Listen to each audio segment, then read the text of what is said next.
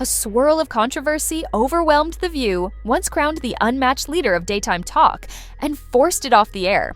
This legendary show, founded on candid conversations and forthright opinions, crumbled faster than anyone envisioned. Early panel banter gave way to toxic feuds, hidden allegiances, and finally an explosive defamation lawsuit that struck at the show's core. Insiders whispered about a backstage meltdown, but none anticipated the calamity that would ensue, all centered on Sonny Hostin. She delivered a blistering critique of a powerful public figure, triggering fierce praise from some viewers, yet harsh condemnation and massive legal peril from others. Despite The View's tradition of challenging influential figures, Sonny's remarks ignited shockwaves backstage. Rumors abounded that her comments stretched beyond safe commentary into risky legal terrain. Strain gripped the control room, overshadowing the show's longtime mission to foster candid dialogue. Although the program had weathered controversies before, this time felt uniquely treacherous. Whispers began, had Sonny gone too far? Soon, talk of a lawsuit spread, involving both Sonny and the network itself. Under legal scrutiny, co-hosts grew uneasy. Some hoped The View could survive yet another storm. Others feared they were staring at the beginning of an unthinkable end. Producers scrambled to manage the crisis, but a defamation suit posed a level of threat the show had never faced. Past legal issues had typically resolved with savvy lawyers framing combative exchanges as spirited debate. This time, the figure Sonny targeted was rumored to be assembling a formidable legal team, seeking retribution for what they believed were baseless claims. Tension skyrocketed backstage. Hosts huddled in corners, their whispered conversations fueled by anxiety. Sonny seemed unconcerned, citing her constitutional right to free speech. Yet ABC found itself in a precarious position, unsure whether it could shield her from looming legal consequences. All the while, on-camera segments continued in The View's familiar style, dissecting social issues, celebrities, and politics. However, behind the scenes, the urgent threat disrupted everything. The network quietly admitted no formal lawsuit had arrived yet, but a cease and desist letter hinted trouble was imminent. Sonny, outwardly resolute, began to show cracks. She had faced controversies before, but never on a scale that might jeopardize careers and tarnish reputations. Even The View's famed unity splintered, with co-hosts wary of being swept into a legal maelstrom. Joy Behar tried to diffuse tensions with humor, but the laughter felt forced and uneasy. Whoopi Goldberg, renowned for controlling the table's chaos, turned subdued. Sarah Haynes and other hosts tiptoed around topics that might inflame the crisis. Meanwhile, viewers noticed vague hints referencing legal matters whenever scandalous news arose. Sponsors sensing danger began retreating. Though a few had stuck by the show through past controversies, a defamation lawsuit was different. The brand risk was simply too high. One by one, major advertisers pulled support, compounding The View's predicament. Sonny recognized her words had triggered a crisis, but the scale caught her off guard. Suddenly, the show's survival looked uncertain. In time, an official lawsuit arrived, naming Sonny and ABC as defendants in a high-stakes defamation action. Sonny's previous stance of defiance started wavering. ABC's lawyers rushed to contain the fallout, cautioning co-hosts about discussing the matter on air. As network officials grappled with each new revelation, morale plummeted among staff. Some team members openly blamed Sonny for jeopardizing not just the show, but their jobs, while others defended her unyielding approach. Reality set in.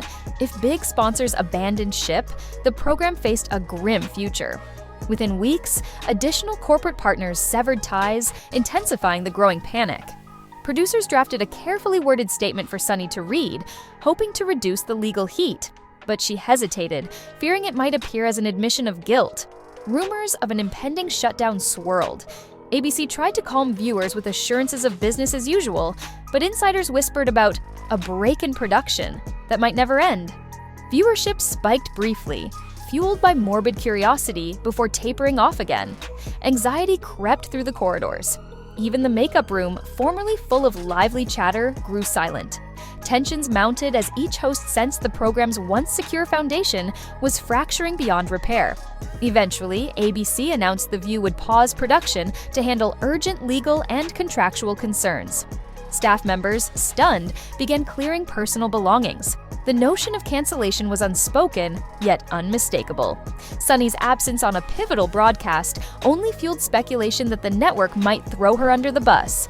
The show's abrupt disappearance left fans without closure. A few hosts tried to deliver a unified front, but their shaken expressions told a different story.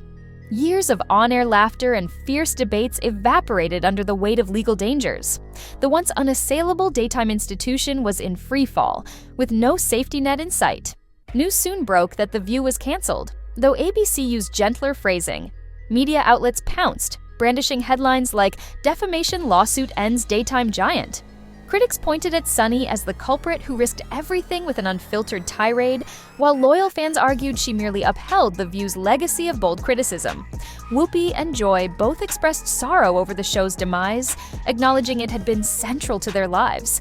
As for Sunny, she was branded both a villain and a hero. In an industry shaped by fearless commentary, lines between free speech and legal risk had been irrevocably blurred. After the cancellation, Sunny retreated from the public eye, confronting the lawsuit that loomed. She attended preliminary hearings and confided to friends about her overwhelming regret. Various proposals, podcasts, online programs, appearances on rival networks surfaced, but all hinged on the outcome of the pending legal battle.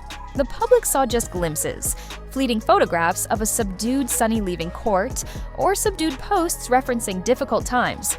Whether she was broken or resolute remained uncertain. Some speculated an out-of-court settlement would follow. Others foresaw a protracted legal war. Regardless, The View, once a bastion of unvarnished conversation, was gone. In a rare interview, Sunny opened up about her final days on the show. She recalled anguished staff gatherings, once lively offices drained by despair, and the continuous dread of saying the wrong thing. She admitted feeling betrayed by a network that had championed her fiery spirit, then distanced itself when legal trouble loomed. Yet she still refused to apologize for challenging influential figures, maintaining that fearless commentary had always defined her career. Friends and supporters praised her honesty, believing the controversy highlighted larger concerns about media freedom. Detractors, however, insisted it revealed her careless attitude toward facts. Sponsors' desertion proved to be the fatal blow. Daytime TV depends on advertising revenue, and even top-rated programs can't survive without it. When the lawsuit went public, brand after brand pulled out to avoid negative association. The show's legacy, 2 decades of heated debates, comedic interludes, and cultural influence couldn't withstand the financial hit. Insiders said it was the swiftest implosion they'd ever witnessed. Fans were left grieving their beloved staple, while critics deemed it an inevitable collapse brought on by reckless remarks. For many, the departure of The View left a gaping hole in daily television. The defamation suit trudged on, overshadowing Sunny's every move. Meanwhile, Whoopi and Joy found themselves in new projects, referencing their sorrow at losing a beloved platform. Sarah and others explored fresh opportunities as well.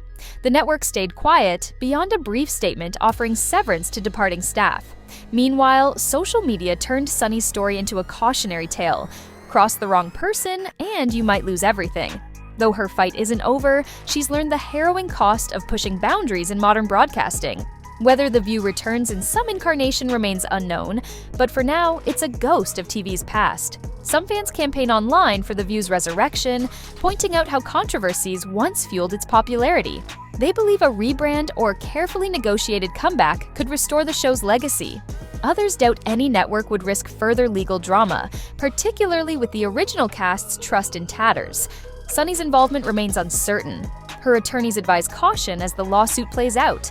Yet she insists she'll keep advocating for frank, unfiltered dialogue, even if it must occur in a new setting. The heartbreak runs deep for the staff who witnessed the show's abrupt downfall, a testament to how quickly fortunes can reverse. As the defamation case grinds on, The View's cancellation stands as a stark reminder of how easily open debate can spiral into real-world consequences. In the media realm, lines between principled commentary and potential slander grow ever thinner.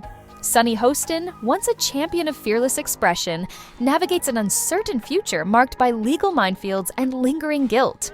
Whether her legacy will be that of a principled truth-teller or a cautionary figure remains unanswered. The stage that once hosted lively debates now sits silent.